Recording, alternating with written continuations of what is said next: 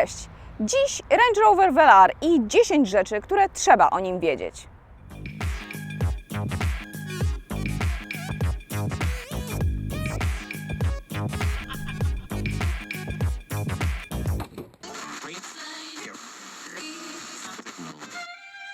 I'm not a writer. Okay.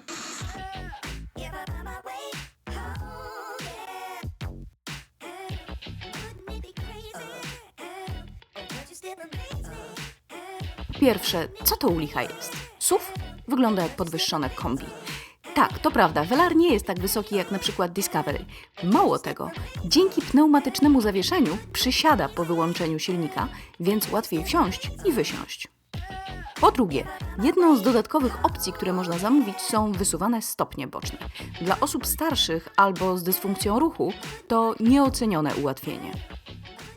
Po trzecie, jak to się otwiera?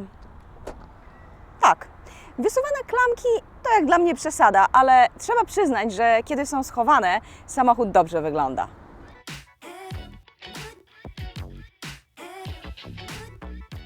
Po czwarte, to nie jest mój Fitbit. To jest mój Fitbit.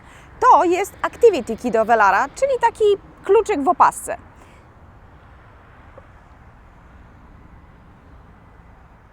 Który nie działa. Dobra, nieważne, czasem pewnie działa. Według instrukcji on jest po to, żeby nie zgubić kluczyka zasadniczego podczas biegu, ani nie zalać go wodą podczas pływania. Activity Key otwiera samochód, jest łatwy do założenia, trudny do zgubienia i wodoodporny. Tyle tylko, że na czas używania tej opaski normalny kluczyk trzeba zostawić w samochodzie. Sprawdziłabym z ubezpieczalnią, co oni na to przed użyciem, bo może się okazać, że ubezpieczenie nie działa, jeśli zostawiliśmy kluczyk w samochodzie.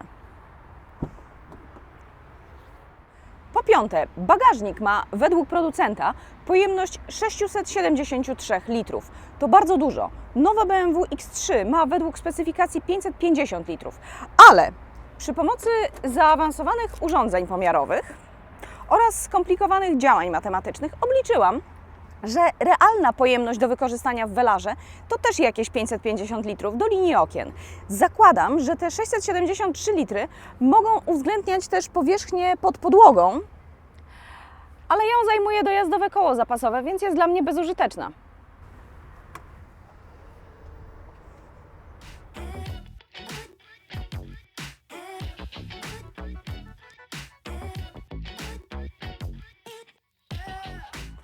Po szóste, ta wersja Velara ma podgrzewane, wentylowane fotele z masażem z przodu i podgrzewane fotele z tyłu.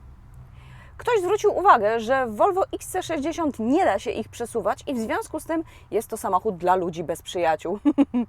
Tutaj też nie da się ich przesuwać, ale można zmieniać ustawienie oparcia od prawie pionowego, kiedy potrzebujesz więcej bagażnika, do mocno odchylonego w tył, kiedy Twoi znajomi chcą się zdrzemnąć. Są też dwa wejścia USB i wejście 12V.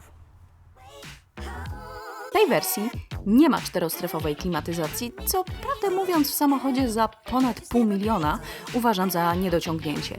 Oddałabym za nią panoramiczny dach, bo jak dla mnie jest on całkowicie zbędny. Albo jest gorąco, albo wieje, albo leży na nim śnieg.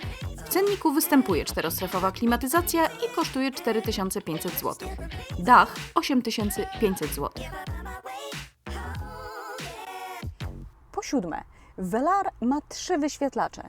Jeden przed kierowcą i 2 w konsoli centralnej. To tak, jak w Infiniti, ale tutaj coś się na nich dzieje. Chociaż mnogość opcji może przerazić na początku. Trochę tak, jakby ktoś do dziś używał Nokii 3310 i nagle przesiadł się na najnowszego smartfona. Tu się dotyka, tu się przesuwa, tu się zaklikuje, odklikuje. Jezu. Ale do rzeczy. Ten system jest zaskakująco sensownie poukładany i bardzo pod klienta. Chcesz mieć mapę na wyświetlaczu przed sobą? Proszę bardzo. Kolory nie takie? Klik. Pomasowałabyś sobie plecy? Ależ proszę. A w jaki sposób i z jakim natężeniem? Istniejące pokrętła są wielofunkcyjne w zależności od treści wyświetlanych na ekranie. Chociaż chciałabym tutaj uchwyt na irchową ściereczkę, bo te ślady łap są irytujące. Po ósme, nareszcie żwawa nawigacja. Krzywiłam się na nią i w Jaguarze, i w Evoque Convertible, bo wolna, bo niedokładna. Tutaj nawigacja jest szybka, nadąża za normalnym tempem wpisywania, Rozumie też z kontekstu, że ulica, której szukam, ma być raczej w Warszawie, a nie na przykład w Krakowie. Ale jest coś, co mnie naprawdę zachwyciło. Pisałam adres z literówką. Nie szkodzi, Welar wiedział, o jaką ulicę chodziło.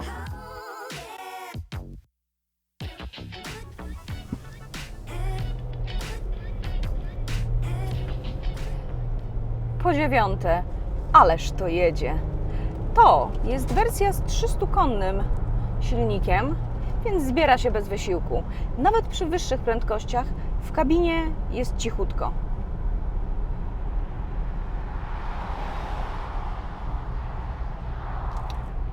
Velar jest też zaskakująco zwrotny.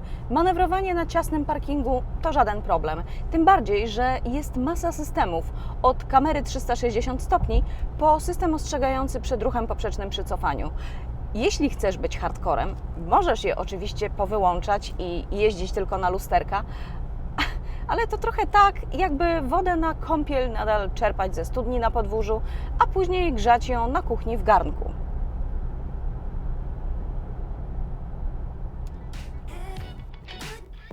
Po 10, Range Rover to możliwości terenowe. Velar może wygląda jak podniesione kombi, ale umie więcej niż niejedna terenówka.